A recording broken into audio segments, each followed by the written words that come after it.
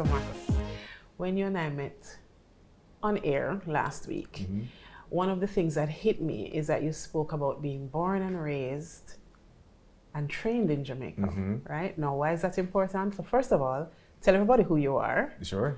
Yes, tell everybody who you are and why am I making a big deal about that? Sure. So my name is Marcus James. I'm an actor. My credits include the role of White Rat in HBO's Game of Thrones, William French in the Element TV series Keeping Up with the Joneses alongside Vivica Fox. Okay, I'm so sorry. Because you're just kind of skipping over these things Game of Thrones. Yeah. So that was my international breakout role. But prior to that, I actually did a lot of theater. So my first major international production was Walt Disney's The Lion King, the Broadway show, but I was in the London cast. Right. And then after working for Disney, I worked for English National. I did a years-long contract for a production called Aida. I was lead in a huge theater show called the Mahabharata. I played the role of Arjuna. But obviously theater is not as internationally publicized as television. So of course, and I did a British film with an actor by the name of Ashley Walters, who is in a series called Top Boy.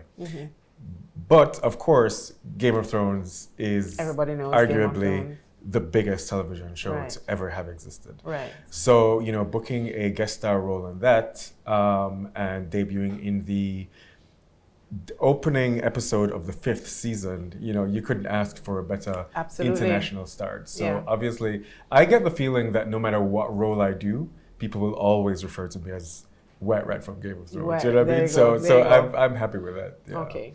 All right. So that's who you are. Yes. But we're going to dial it back a little bit now. Sure. Tell us a little bit about your background. Why am I carrying on about you being born and raised and trained in Jamaica? Because I was trained in Jamaica. I didn't go overseas for school to study acting or dance or music. I say dance because I actually started primarily as a dancer. I was trained with the Little People and Team Players Club. Kathy Levy. Exactly. Right. Then Ashe, and then I was trained by Lantoinette Steins in Lacadco. And she, to be completely honest with you, she prepared me for the international stage. She prepared me to be a leading man because I was one of the lead male dancers in her company. And so I got, even though I had lead roles in Little People and Ashe, I think in Lacadco, it was it was a smaller company. And Lacadco had a longer history in Jamaica as an extremely reputable organization, and so it was quite thrilling for me to be a part of it and thrilling for me to be one of her. And I guess maybe pressuring as well.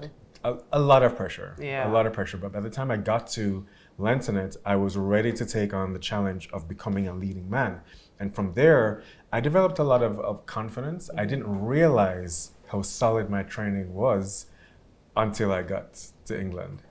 So here we go. Listen to me now, right? Because there is this narrative, and it most recently reared its head during the Bob Marley One Love movie. Why couldn't we cast somebody from Jamaica? Is it that we don't have what it takes? Is it that we don't have the infrastructure, the technique training? But you're debunking all of that. Yes. The Bob Marley film, that is a separate topic in and of itself, because the film industry and the television industry, it's a business. Yeah. And so oftentimes they will seek an actor with a certain international marketability for a film headed by Paramount. Oh yeah, I know you have issues with that. But I think the casting there is probably 50% business, 50% other things. So you have to take into consideration the business elements of it. Me personally, in terms of his aesthetics, I do think that he was fit for the role. Absolutely, I think he did a great job. And I'm not questioning the reasoning behind it, nor am I questioning the job he did. But the narrative that came out of that situation is what I'm talking about. So the narrative that came out of that situation is obviously different from the nuances that would have surrounded this casting specifically for that film. 1 second. Just make sure that car is gonna stop beeping. Okay. All right. Yeah. Yeah, because we're on a roll now. Right. So the casting for Bob Marley and the kind of like the topic of Jamaican actors being trained in Jamaica are two different things. True. You know, there's a lot of financial responsibility that a company has when they're creating a film like Bob Marley. And there was a lot of there were a lot of business decisions made for that film. And I get so coming to Jamaica now, yeah. I think we are on the cusp of a massive change, a massive shift. I'm a part of it because obviously I'm now sharing the narrative, which I've shared before, but I keep having to say it over and over and over again, that I was born here, I trained here, and I'm based in Los Angeles now, and I am definitely a working actor. I get called into the casting room quite a lot, and I'm working for the biggest studios in the world. You know, I just shot a project for NBC for one of their television shows, and I'm going to be in that show either later this year or early next year. I just shot a project for Amazon Prime, and I was a lead in it. And before that, you know, obviously working with Vivica Fox and Eric Roberts. It's interesting to me because when I speak about the things that I've done, people often stop me and say, wow, you know, you've achieved quite a lot. But because I'm in the journey and I've become accustomed to, I guess, becoming the greatest version of myself, I don't stop to realize it. It's only when I'm doing interviews like this. And you have to look back. And I have to look back and I have to look at my career. I was like, wow, you know, you have done a lot. I have, and I'm grateful. At the tender age of? Well, you know, my casting range is 28 to late 30s. So, you know, I stick with the casting range. We stick with the casting range. That's what we'll do. Yeah. All right. So tell us about your childhood. You grew up in Jamaica. I grew up in Jamaica. I actually grew up in the countryside. So I grew up in Linstead. You know, so yeah, I was born in Kingston, but you know, from a very early age, like when I was 10 or something, I grew up in Linstead. And at first I was a little bit upset about moving to the country, but So, he's talking about Linstead and saying the country. I mean, to me, it's a country. St. Catherine. St. Catherine, yeah, it's country. Okay, but I completely understood why we moved there. My dad wanted us to have a balanced upbringing. You know, I grew up in surrounded by a lot of trees, and you know, he was a very grounded person. And he always instilled that in us, you know, to appreciate the environment and land and this kind of thing. So it was a very grounding experience. And I'm grateful to have grown up in the countryside, even though I spent a lot of time in Kingston. You know, I have family in Stonehill and stuff. So I was always in Kingston. And originally, I was actually involved in sports. So my dad was, apart from being a management consultant, he was actually the coach of the national hockey team of Jamaica, the men's team. Yes. Nice. So at the age of, I think, about 13, like I walked into my room and there was a hockey stick on my bed. And so that was the beginning of me being a hockey player. I was not bad, but I was really good at athletics. So 100-meter hurdles, 200-meter hurdles. I just spent the weekend at the national trials. Can I tell you? Yeah. Oh my goodness. So my life at a certain point in time, could have gone in two different directions. I had a choice as to whether I was going to stay in sports or stick with the arts, and that's when the audition for Little People came in. Oh, okay. So that was at the time that I auditioned for Little People. I was very actively involved in athletics, and they were trying to recruit me for a youth team to train me. Right. But then I got into the arts and I made the decision to stick with the arts.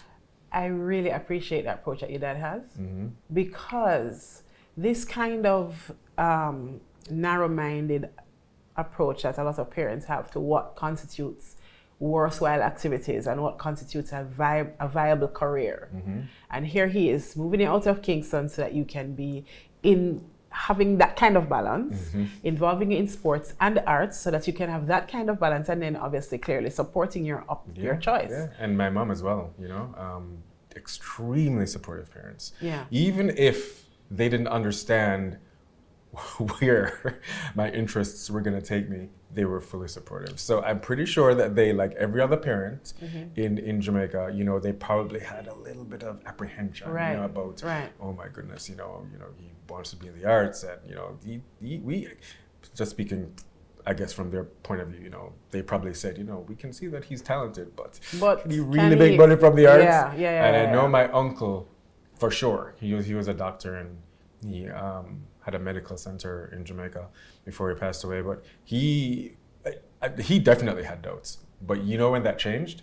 When I got the job with Disney in The Lion King, and suddenly, all of a sudden, it's legitimate now. Suddenly, it was me being introduced to people coming over to those. Oh, this is Marcus. You know, he's in The Lion King in London. And in my head, I was like, come on. You know what I mean? Okay, I see you. So, but I had self-belief. So, you know, my parents supported me, and they, even if they had doubts, which I'm probably sure they did at somewhere in their mind, they didn't make it obvious to me. So they supported me. And of course, being in companies like Little People and Ashe and like Adco, you're surrounded by incredibly talented people. And so I took my confidence from that as well. And then, of course, I took it internationally. And then once I booked the Lion King, that was it. There was no turning back. And then once I booked Game of Thrones, there was absolutely no turning back. So talk to me now about the importance of a solid foundation, because a lot of our young people, they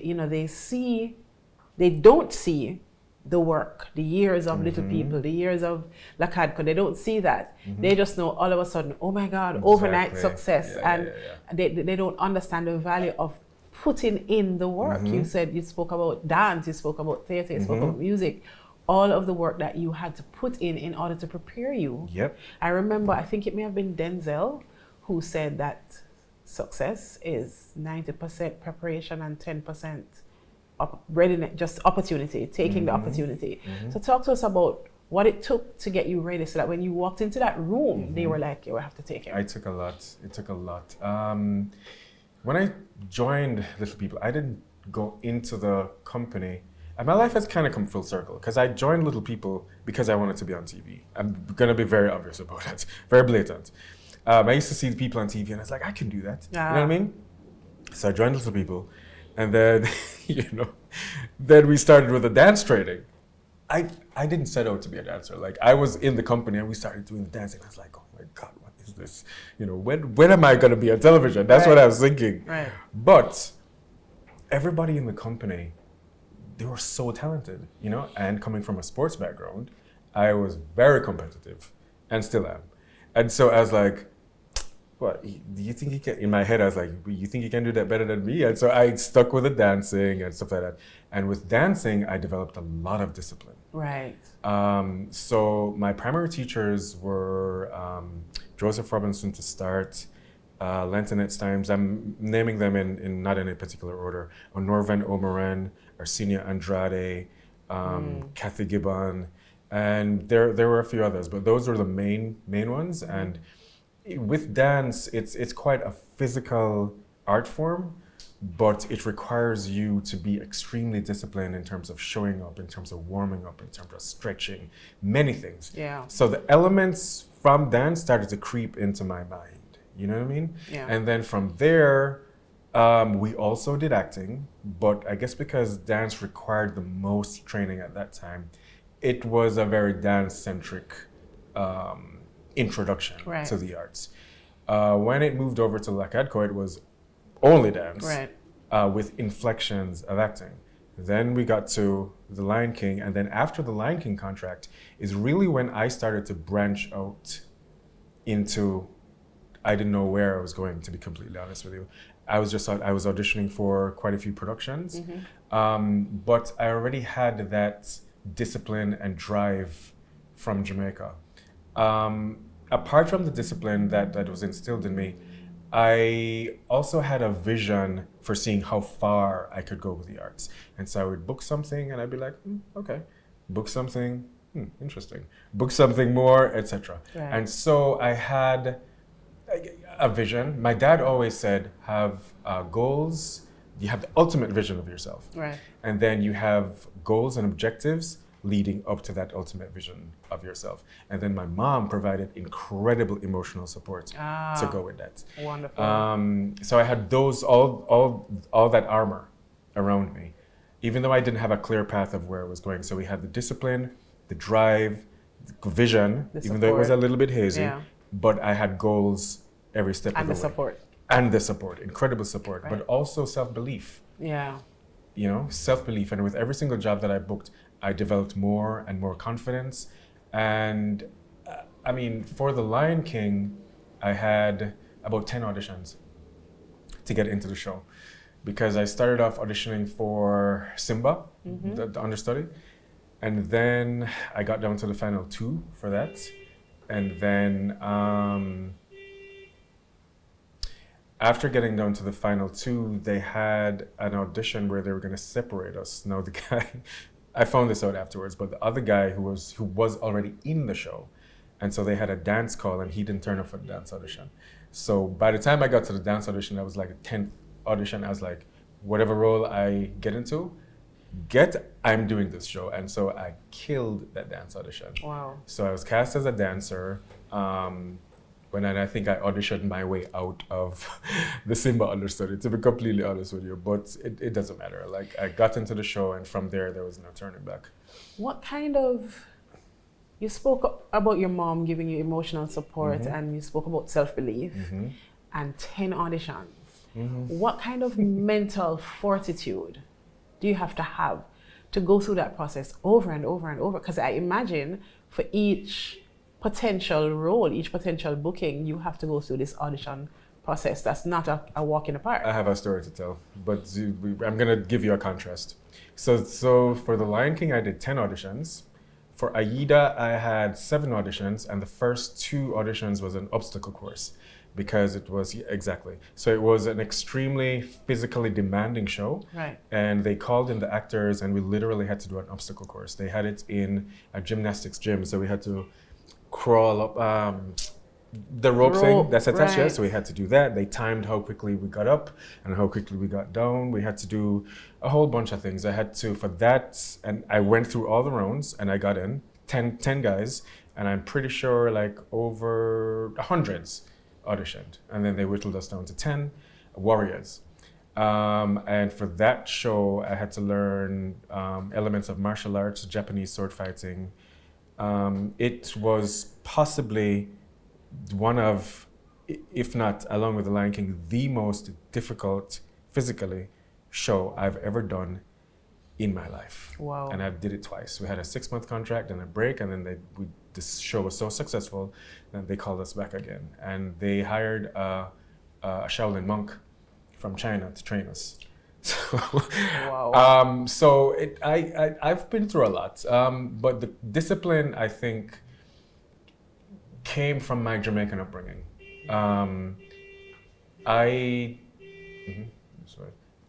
started training in sports from when I was maybe 10, and then I started training the arts maybe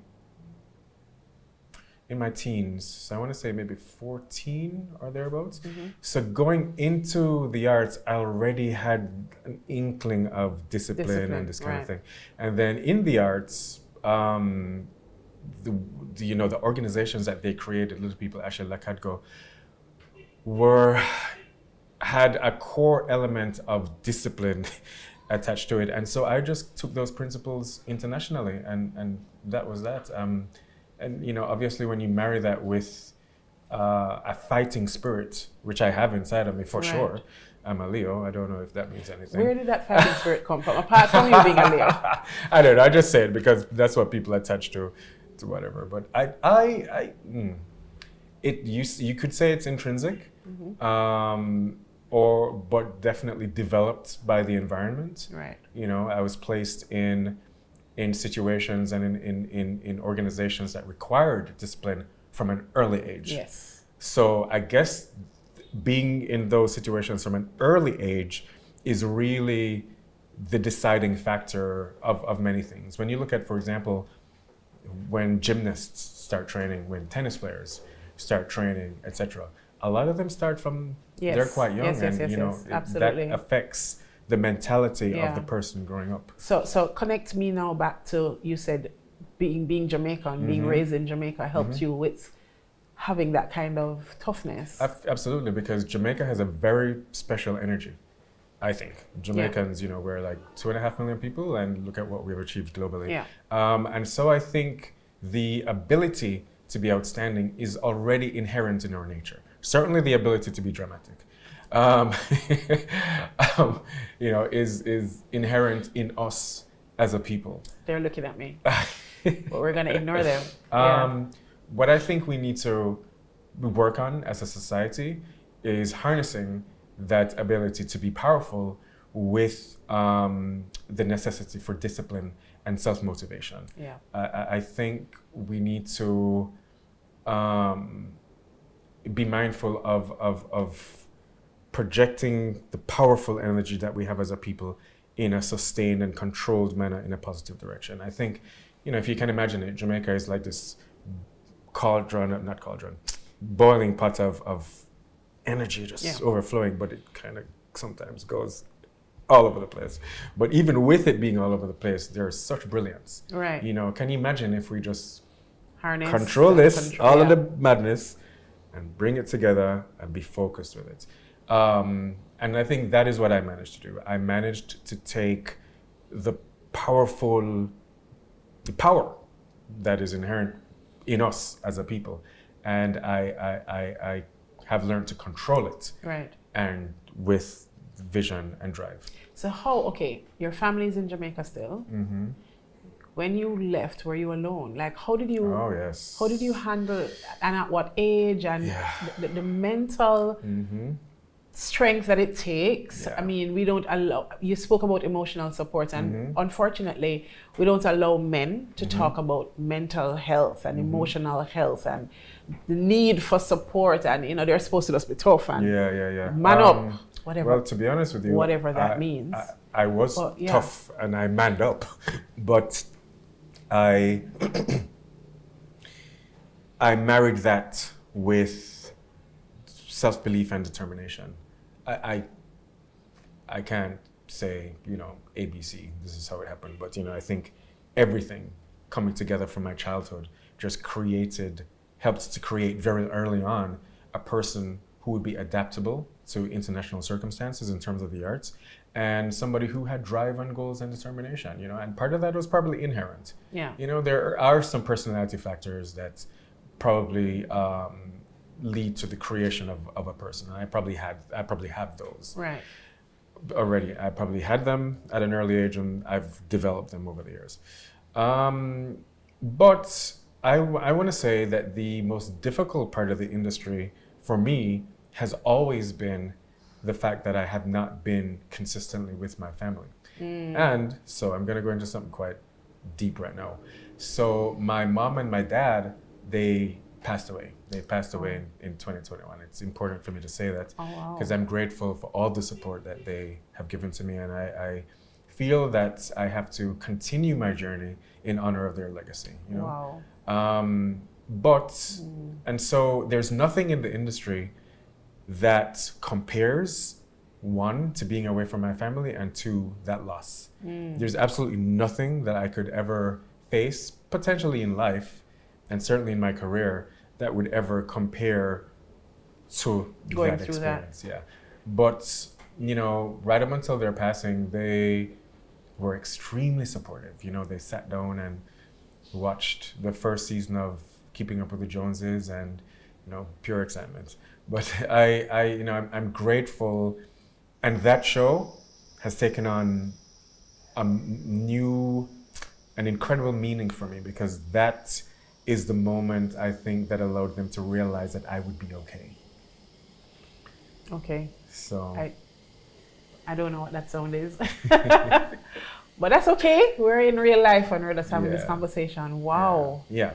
So, I've been through a lot. And to deal with these situations, I pray a lot. I self-introspect. I read a lot. And certainly working as an actor requires you to have almost complete understanding of yourself and your emotions and this, that, and the other. So I think that my ability and willingness to understand who I am as a person has also made me stronger. You know, I'm very physically strong. I can acknowledge that myself. But also I am definitely emotionally strong. You know, I've kept it together very well over the years with all the challenges, and you know, I'm a new person now in terms of my experiences, but a new version of, no, I'm a new version of the original person, right. but a much stronger and much more developed right. version. Absolutely. Yeah. All right. So, young thespians watching this podcast, wanting your success, not necessarily the journey, I don't know, but they're in Jamaica, they're thinking, oh, you know, I need to get a scholarship to Juilliard, or I need to this, that. What would your message to that person be? I would say the training that you can get here is incredible. I regularly book jobs overseas, obviously competing with international talent, and I have only trained consistently in Jamaica. Obviously, after Game of Thrones and going directly into acting, there's a lot that I did learn, especially living in Los Angeles. For example, how to interpret a script, how to look at the nuances of dialogue, how to create the character. And all those things kind of developed from doing the auditions, from getting feedback from a few people who trained me in those auditions and trained me for my castings, and also being on the job. Like I've worked consistently enough that actually a lot of my training has come from working. Yeah. You know, a lot of the stuff that I've learned and picked up and used for my own development actually happened on the job, not necessarily from sitting in a class. Right. I did all of that in Jamaica. You know, yeah. So I would say make use of the resources that you have here. I think that Jamaica's artistic prowess is only going to get stronger, certainly in film and television. I was just at the Black River Film Festival, and I saw the films that were submitted, and the Jamaican entries were top-notch. Yeah. The acting was great. The storylines were great. The editing, the cinematography, the sound, etc., all amazing. And so I think that young thespians in Jamaica have a lot to make use of in terms of the resources that are here, partnering with writers and producers and directors, and the pool of people that are creating these productions is not that large where you're not gonna come in contact with somebody, right? You come in contact with somebody and guaranteed they know everybody else. Right. In that circle. Networking is very important. Is key. Creating your own material is key. But also, this is what I did. Go on YouTube and look at videos. How to analyze a script, how to prepare for an audition, self-tapes, etc. I did a lot of research when I got to LA about all these things, because in LA, it's the industry is in your face, you know, and there's certain protocol that you have to go through, which is a little bit different from London. So I had to retrain myself and to understand the nuances, right down to, do you shake a director's hand when you go in for an audition? All these little things. Wow. Do you wear cologne when you go into the room? All these little things. Right. So, and from my experience, by the way, it's better to remain neutral in terms of the scent when you go in. Yes. You walk in the room and everybody starts sneezing. Yes. So all those little things I learned from researching online, from YouTube, etc. So awesome. The resources are there. That's awesome. Yeah. And sorry to cut you. It's not immediately, I wouldn't say it's immediately necessary to go away to a school. I would say do your training here, and if you think you need to go overseas, then look into it. Also, the United Kingdom is a great place to train.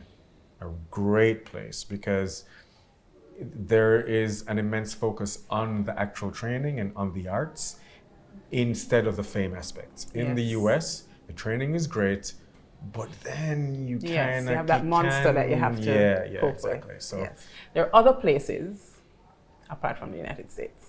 Big time, yeah. Beautiful. Thank you so much for talking with us. You're welcome. I'm so appreciative that you did this because I really think that your story will impact so many young people. Yes. I mean, I'm here at Endermanley College. It's a school for the arts. And a lot of them feel like their only option is to teach because they're here.